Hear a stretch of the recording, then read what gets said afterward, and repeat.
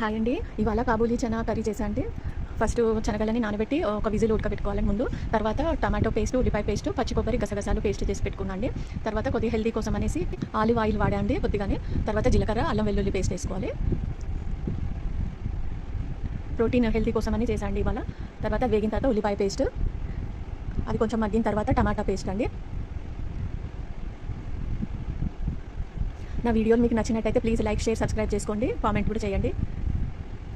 టమాటా paste వేసుకొని మంచిగా మూత పెట్టేసి మగ్గనివ్వాలండి కాసేపు, ఒక 5 నిమిషాలు. తర్వాత అందులో కొద్దిగా పసుపు, తగినంత సాల్ట్ అండి, 1 స్పూను, 1.5 స్పూన్ కారం అండి వేసుకొని మళ్ళీ ఇది కూడా ఒక 2 నిమిషాలు మంచిగా వేగనివ్వాలి. కొంచెం వెరైటీగా అండి, రోజు కర్రీసే కాకుండా శనగలు కూడా మంచిగా అనేసి చేశాను.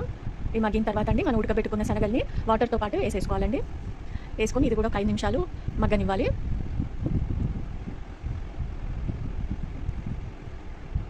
తర్వాత మనం ముందు పచ్చి కొబ్బరి, గసగసాలు పేస్ట్ చేసుకున్నాం కదండి, అది కొద్దిగా వేసుకోవాలి. వేసుకొని ఇది కూడా ఒక 2 నిమిషాలు మంచిగా మగ్గనివ్వాలి.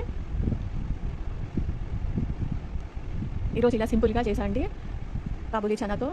కొద్దిగా ధనియాల పొడి అండి, కొద్దిగా గరం మసాలా వేసుకొని మళ్ళీ మంచిగా కలిపి మళ్ళీ ఒక 2 నిమిషాలు మగ్గనివ్వాలి. తర్వాత కొద్దిగా కసూరి మేతి వేసుకున్నాండి. కొంచెం వాటర్ వేసుకున్నాను, కొంచెం అడుగంటకుండా వేసుకొని మళ్ళీ మగ్గనివ్వాలి. తర్వాత కసూరి మేతి వేసుకున్నాండి.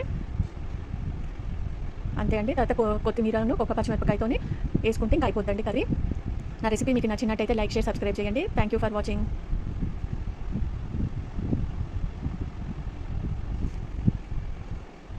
మ్యాంగో సీజన్ కదండి, మ్యాంగోతోని సర్వ్ చేయండి. Thank you for watching.